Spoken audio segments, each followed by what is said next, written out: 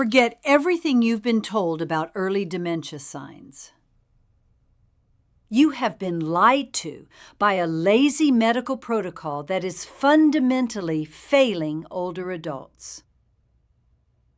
The current system waits until you forget names or get lost before they sound the alarm. They wait for your memory to completely collapse. But that is negligence. Waiting until your memory is destroyed to diagnose dementia is like waiting until your house is already reduced to ashes before calling the fire department. If you know how to listen, your body is activating 5 distinct biological alarms years before the cognitive fire ever starts. If you recognize them, you truly have a fighting chance. Today, I am going to expose these hidden biological alarms. If you have been ticking them off thinking, "That's me," it's time to listen to your doctor. I am the Dr. Anya. Forget memory. Today, we start with a sense that notices cognitive decline years before your memory does. Your nose. Alarm number 1, the olfactory collapse. Your nose knows your brain is failing long before you do. Let me be very clear. I am not talking about the typical mild fading of your senses as you get older. And I am certainly not talking about the lingering effects of a recent respiratory virus. I am talking about a fundamental, structural breakdown in your brain's ability to process reality. Your olfactory nerve, the biological wiring responsible for your sense of smell, is not just a simple sensory tube. It is a direct, unfiltered highway that plunges straight into an area of the brain called the entorhinal cortex. This area sits right next to your hippocampus, and clinically speaking, it is the exact ground zero for Alzheimer's disease. When those specific brain cells begin to struggle and die off, the very first casualty is almost never your memory of the past. It is your ability to recognize sense in the present. The real clinical test isn't about whether you can simply smell something. It's about identification. It's not that you can't smell the coffee, the peppermint, or the cut grass. It's that the scent hits your nose, but your brain can no longer label it. If you suddenly find yourself completely unable to identify familiar smells, that is not a harmless sinus issue. That is a neurological alarm bell ringing loudly, sometimes a full decade before the memory loss begins. Do not ignore it. Alarm number 2, the apathy trap. It looks like normal aging. It is actually the pilot light of your brain completely shutting down. I want you to think about someone you love. Maybe it is your husband, your father, or even yourself. Someone who has just completely lost their spark. They used to live for their morning gardening. They never missed a football match, and they always called the grandkids on Sundays. Now, nothing. They haven't experienced a trauma. They aren't physically sick. They just stopped caring. The medical system routinely misdiagnoses this as late-life depression. They throw an antidepressant at the patient and send them home. But let me tell you the chilling clinical difference. Depression hurts. Depression makes you feel awful. Apathy, on the other hand, doesn't hurt at all. You don't feel sad. You feel absolutely nothing. In neurology, new-onset apathy in someone with no history of depression is classified as mild behavioral impairment. It is one of the most common, insidious early markers for frontotemporal dementia and Alzheimer's. And here is the cruelest part. The patient is completely blind to it. They will sit in my clinic, look me dead in the eye, and say, "I feel fine." But the partner sitting next to them is in tears, saying, he is just not him anymore. If someone who loves you tells you that you have lost your spark, do not brush it off as getting older. That single, heartbreaking observation is often worth more than any blood test or MRI I could ever run. Alarm number 3, vocabulary replacement. It is not just losing a word. It is your brain desperately trying to rewrite a corrupted file. The lazy medical system will pat you on the back and tell you that forgetting words is just a normal part of getting older. And yes, having a word on the tip of your tongue, feeling frustrated, and describing it as that thing you cut bread with is completely normal. Your brain is just buffering. But I am not talking about the occasional blank. I am looking for the moment those blanks start permanently joining together. Here is the clinical difference that everyone misses. When you lose a word and feel frustrated, your brain is still healthy enough to realize a file is missing.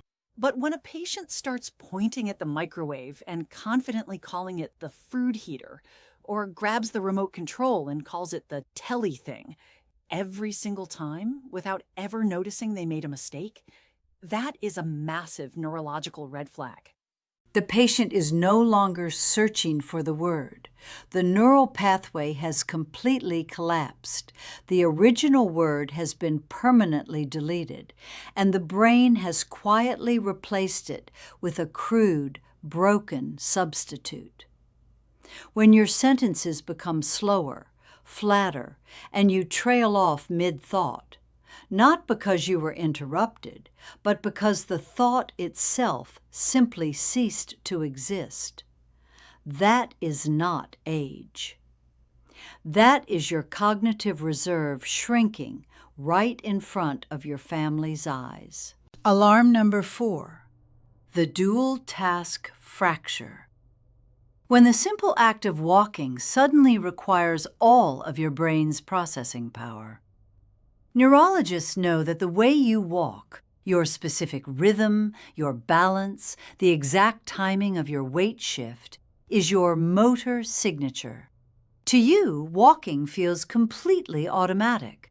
But beneath the surface, your brain is running a highly complex, computationally heavy neurological program just to keep you upright. When you are young and healthy, your brain has what we call cognitive reserve. It's like having a massive biological backup generator. You can walk, hold a deep conversation, check your surroundings, and process emotions all at the exact same time without missing a beat. But here is the terrifying reality of early-stage dementia. Long before you forget your own name, that backup generator begins to die.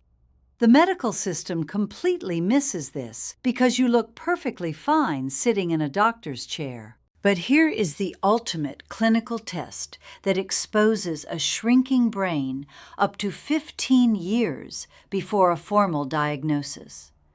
I call it the dual task protocol.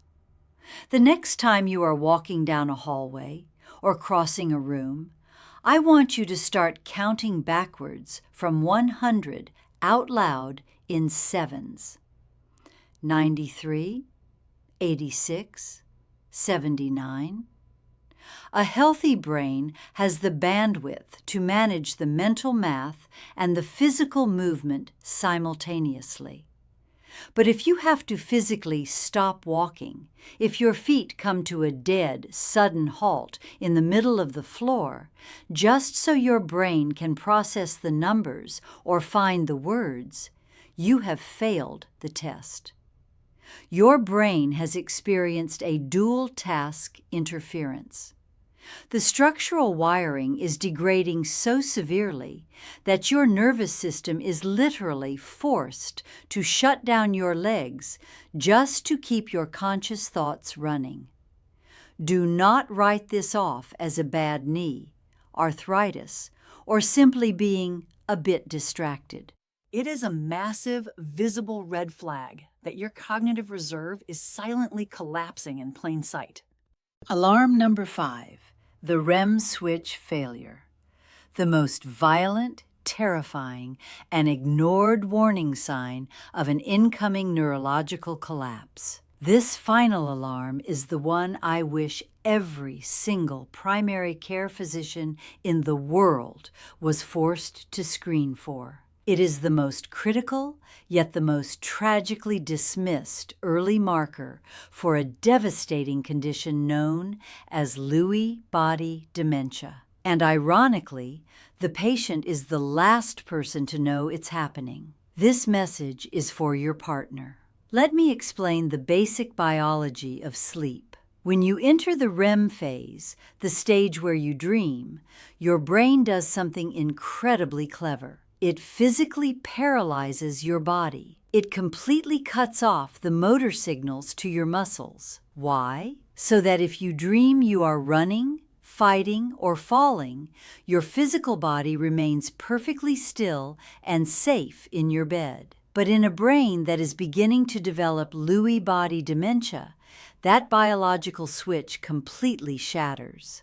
We call it REM sleep behavior disorder. The paralysis mechanism fails, and suddenly you are actively, physically acting out your dreams. You aren't just tossing and turning. You are shouting aggressively. You are violently punching the air.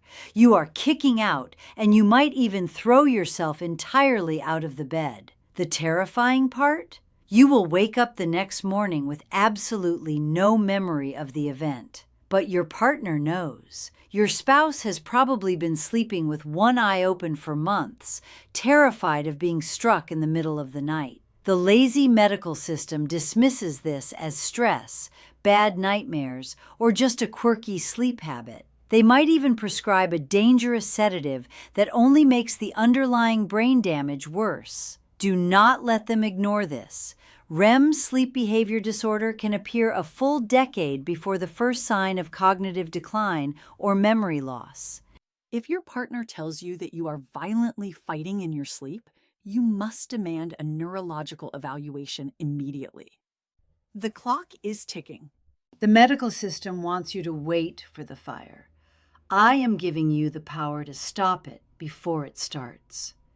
If you have been sitting there ticking off these 5 alarms, the loss of smell, the profound apathy, the vocabulary replacement, the dual task failure, or the violent sleep, and thinking, that is me, or that is my husband, I need you to listen to me very carefully.